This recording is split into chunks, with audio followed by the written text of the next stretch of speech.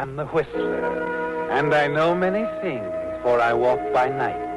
I know many strange tales, hidden in the hearts of men and women who have stepped into the shadows.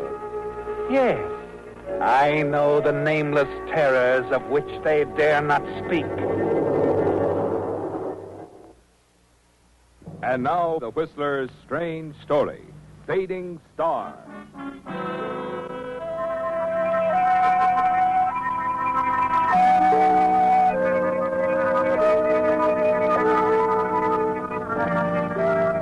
At 43, Don Carlton knew his popularity as a romantic motion picture star was waning, that he was on the way out. He knew that he must do something spectacular, ensuring national publicity and a sympathetic reaction by the public. So you decide on marriage, don't you, Don? Marriage to lovely young Dulcie Winslow, whom you're certain will soon be a top star. You're equally certain that marriage to Dulcie will be a great boon to your box office value. You decide to begin your campaign immediately, to spend the next 4 weeks in romantic courtship. Dulcie's already fond of you and grateful to you. You helped her to her first part, introduced her to the right people. And now, enjoying a leisurely breakfast in your own apartment, you smile as you recall her affectionate attitude of the evening before, when you took her to dinner to celebrate the final day of shooting of her first big part in a major picture. You're still smiling as you enjoy your final sip of coffee.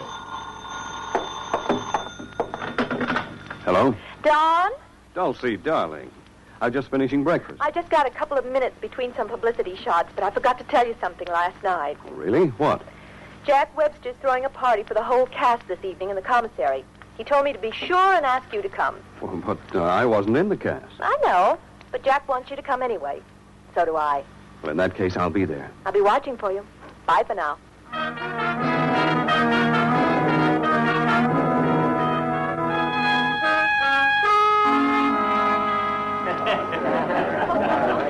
Well, it's quite a party. Everyone's saying you stole the picture. Oh, I wish I had. Who's the guitar-playing cowboy? Wally Varden. He sings the title song in the picture. Easy on the eyes, isn't he? Yes, he is. He's got a nice voice. I have an idea this picture will be a big break for him. Really? Mm-hmm. Come on. I'll make him sing for you. Oh, no, Dulcie, please. I'll take your word for it. If there's one thing I'm allergic to, it's a cowboy singer. Well, he's a little more than that. Anyway, I want you to hear him. Come on, please. Okay. Wally, I want you to... Well, hello, gorgeous. I was just thinking about you. And I was just talking about you. You've never met Don Carlton, have you? Never have. Seen him often enough, though. How are you, Mr. Carlton? Fine, thank you. Dulcie was just telling me that Sing that number you did in the picture for him. Will you, Wally? Oh, he don't want to hear me sing. Well, then sing it for me. Oh, whatever you say, honey child. For you, I'd do anything. In the West, most men are young men, adventurous, ruthless, and bold. They fight for their fun and live with a gun. Just a few ever live to be old. Some men come west to forget what they've been. Some come to look for gold. A man named Slade shot his way to good pay, but I hear that he's getting old. He's always been smart and quick on the draw, laid lots of bad men out cold. But there'll soon come a day when they'll cart him away, 'cause I hear Jack Slade's getting old. Oh, well, was I right, Don? Yes, I'm afraid you were. He's really quite good. Thanks, Mr. Carlton. Look, Dulcie, this party's nearly over. How about you and me going out in the town and celebrating? Well, I'm sorry, Wally. Don's taking me out. How about tomorrow night, Dulce? I'd love it. It's a date. I'll pick you up about 7. Take it easy, Dad. But there'll soon come a day when they'll cart him away, 'cause I hear Jack Slade's getting old.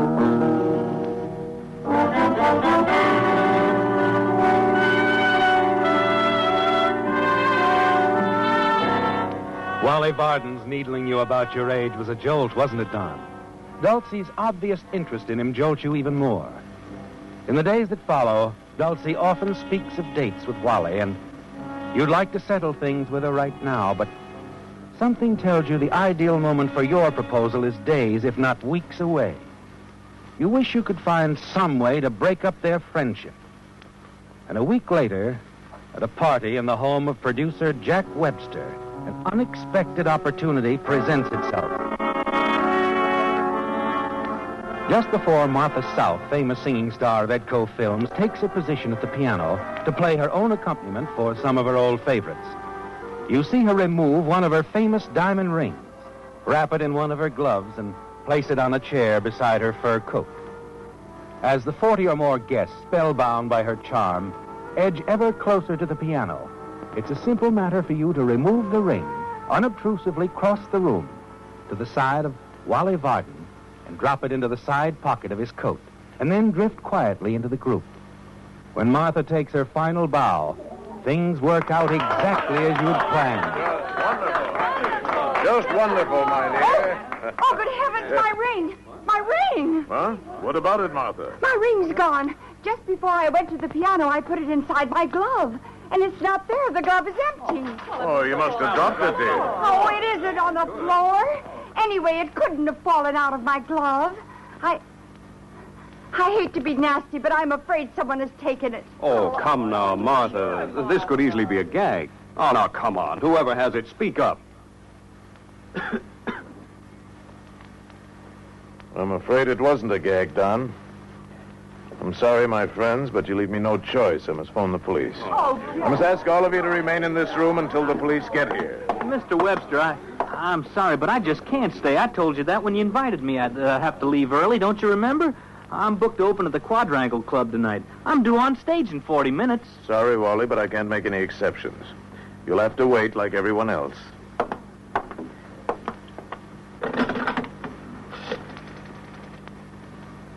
Operator, give me the police department, will you, please?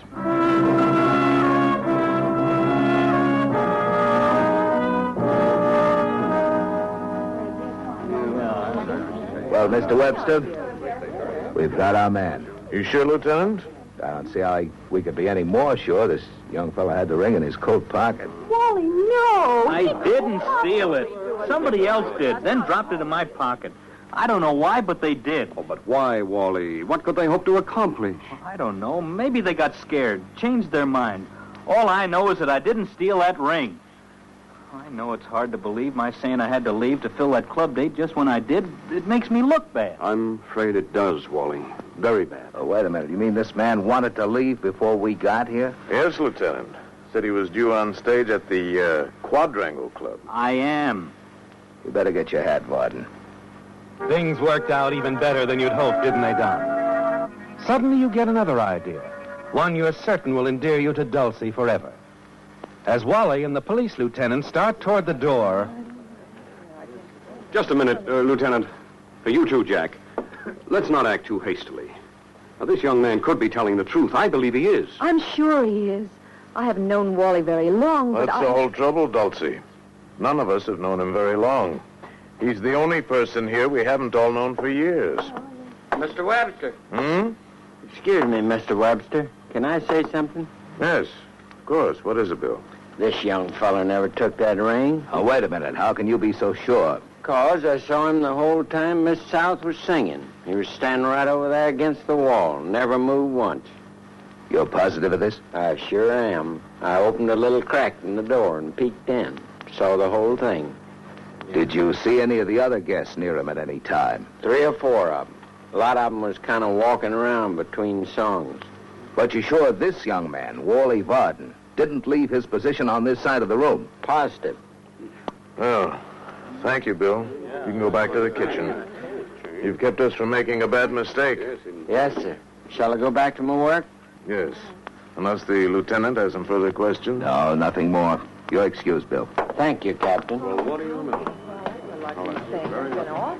Well, it looks like we're right back where we started from. How about me? Does anyone still think I stole that ring? Oh, of course not, Wally. Gee, we're I never did think so, Wally. I heard you say so, Mr. Carlton, and I sure appreciate it. I'll never forget it as long as I live.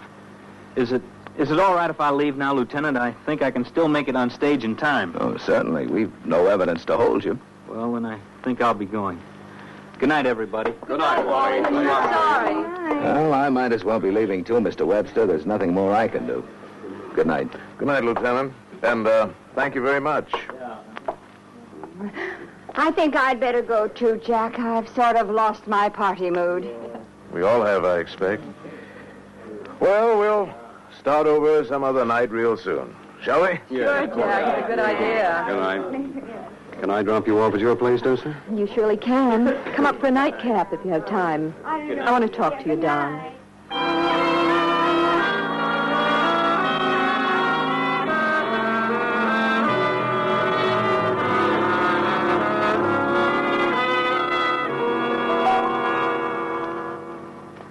I was proud of you tonight, Don. Oh? What do you mean? The way you stood up for Wally when they found that ring in his pocket. Oh, that. I just wanted to be sure he got a fair deal, that's all. He struck me as a clean-cut young fellow. He is, but... Quite talented, too. As a matter of fact, I'm going to see that he gets a nice break tomorrow. Really? Yes. The young fellow playing the part of the racing driver in Silver Road, the picture I'm doing now, was stricken with appendicitis today. I'm going to ask Jack Webster to replace him with Wally. They'll only have to reshoot a couple of scenes. I've never known anyone quite like you, Don. I'm glad you said that, my dear. Because, well, I've never been in love. You mean you... I mean, I love you, Dulcie. I want you to marry me. But you never said anything before. I didn't know. You should have. I've loved you for a long time. You should have told me. Now it's too late. You mean someone else? Yes, Wally Varden? yes. Oh, I'm sorry, Don. I didn't know how you felt if you told me earlier, even a month ago. You'd have made me the happiest girl in the world. But now No, it's Wally. Tell me, how long have you felt this way? Well, I've liked him all along. But I wasn't sure how I really felt till tonight. Tonight? When they found Martha's ring in his pocket. And he said he was innocent and nobody believed him. I knew he was telling the truth. And I loved him. I see. Strange how things work out sometimes, isn't it? Better be running along, I guess. But be sure before you do anything rash. Let this new romance gel a while. Don't rush into things. Huh, baby? I won't. Your attempt to frame Wally Varden boomerang, didn't it, Don? And you cursed yourself for your stupidity. At long last, you realize you're in love with Dulcie. That marriage to her means even more than the money it would bring you. Though that's still important, too, isn't it? And you're sure you can still win her if you can just eliminate Wally some way. Anyway, your jealousy toward him has turned into a murderous hate, hasn't it? And time is now a vital factor, isn't it? Even though Dulcie assured you she wouldn't rush into things, you learned long ago that women often change their minds. And whatever you do, you must do before Dulcie decides the time has come to marry Wally Varden. A few evenings later, in the living room of Jack Webster's, you're certain you see a sure and simple solution. Don, this is going to be the greatest chase you ever saw. Now, you'll be chasing Wally along that cliff road where we shot those scenes from the big car a couple of years ago. You remember the spot, don't you? Oh, sure. I've passed it 100 times since. I know every foot of it. Well, then you won't have any trouble finding it. I'll change the shooting schedule so you and Wally can drive up tomorrow, okay? Sure, fine. That's good. We can use a couple of foreign cars, convertibles. Now, that stretch of road's pretty dangerous. It'll be a cinch. I know every turn. Well, you'll have a few hours tomorrow afternoon for some trial runs. That's why I'm sending you up early. Good. We'll be able to run it blindfolded, huh, Wally? If you say so. I'll have the cars checked from A to Z tomorrow morning. Put on special tires and tubes. You and Wally can pick up the cars any time after 11 tomorrow. 11:30 okay with you, Wally? Sure, fine. I'll bring the crew up early next morning. We'll be set to shoot at 9. You'll be there at 8 and use the trailer for a dressing room. 8 it is. Oh, you better stay at that little place we stayed in last time, the Casa Lodge. I might want to get in touch with you.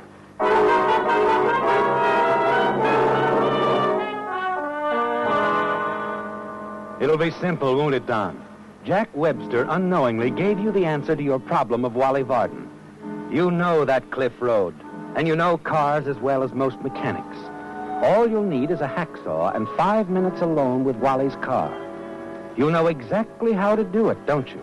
The rod connecting the 2 front wheels and the steering arm. You'll saw through just enough to be sure it will hold through normal driving, but come apart after 1 or 2 curves at high speed. And once Wally loses control of his car, there's only one way he can go, isn't there? The following evening, after hours of driving over the scene of the next day's shooting, you and Wally arrive at Casa Lodge. Yes, sir. Double room? I think we'd better have our own rooms, don't you, Wally? Oh, anything's okay with me. Well, better give us singles, I guess. Right.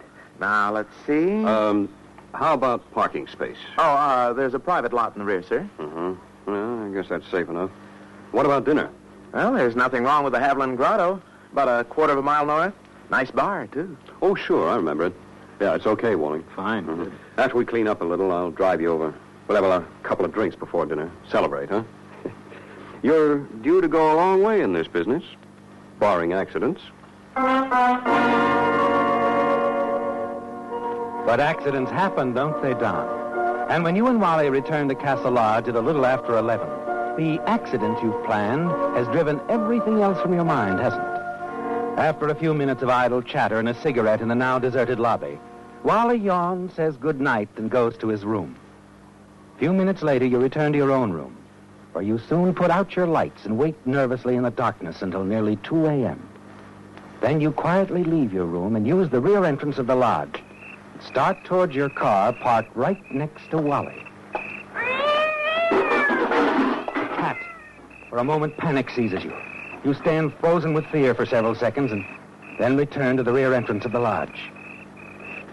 When minutes of silence finally convince you no one was awakened by the noise, you decide to go through with your plan and walk rapidly to the rear of your car. And just as you're about to lift the lid of the turtle deck... Get away from that car. Well, Wally. Oh, it's you, Don. Yes. What are you doing out here? Well, something woke me up a few minutes ago. I happened to look out the window, saw a guy walking towards the cars, and figured he might be an auto thief. I didn't know it was you. What's wrong? Nothing. Something woke me up, too. I got a crazy hunch somebody was after the cars, so I came out to take a look. Well, I'm going back to the hay. You'd better do the same thing. We only got a couple more hours. No, I'm going to stay up, Wally. I couldn't sleep anyway. All I do is toss around and worry about the cars. Not me. I'm catching some more shut-eye.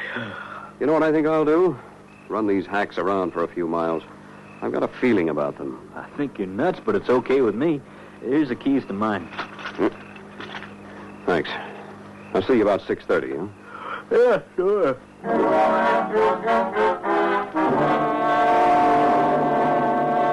Now it'll be easy and certain, won't it, Don?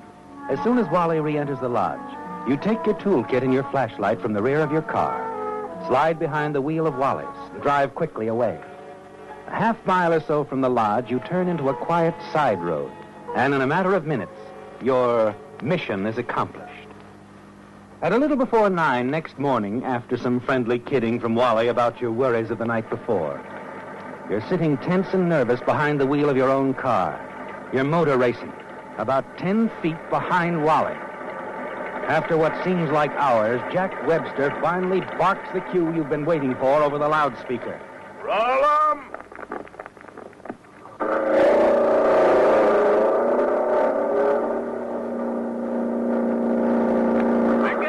Pick it up!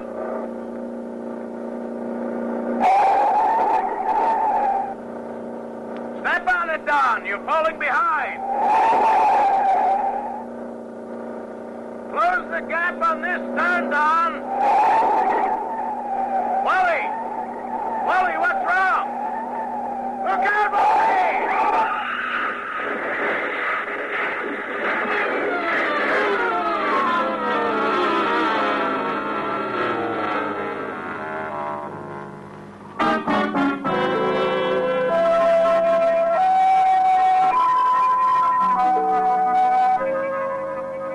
The curious crowd at the base of the cliff, where an unexpected tragedy had ended the filming of an exciting motion picture sequence and the life of a gifted actor, pushed forward to listen as the highway patrolman questioned a more fortunate actor who had miraculously escaped a similar fate. You say your car went out of control, huh? Yeah, officer, just after I made that last turn. I was straightening out the wheel, and all of a sudden I was in a spin. Why I didn't turn over, I'll never know. What I'll never know is how you kept from going over that cliff. Probably the rod connecting the two front wheels and the steering arm. When it breaks, it often causes a spin. Well, I would have it that, I guess, if Don Carlton hadn't sideswiped me when he tried to pass me while I was spinning. He knocked me over against that boulder, but he bounced off my car, and that was it. Greatest guy I ever knew, too. That's too bad, but these things happen, you know. Don't let it get you down, son. Just remember your own good luck. I do, but, well, Don Carlton was such a great guy to me. I'll never forget how he spoke up for me at a party a couple of months ago when everybody else figured I was a thief. He got me my part in this picture. Don helped my wife a lot, too. Your wife? Since when? Since Tuesday, Mr. Webster. You weren't shooting any of my stuff that day, so we drove down to Mexico and tied the knot. We were keeping it a secret, but from now on, I want everybody to know about it. Maybe you've seen my wife on the screen, officer. Her stage name is Dulcie Winslow.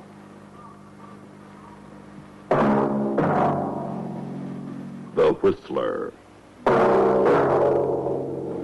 Listen next week when once again the United States Air Forces in Europe present The Whistler.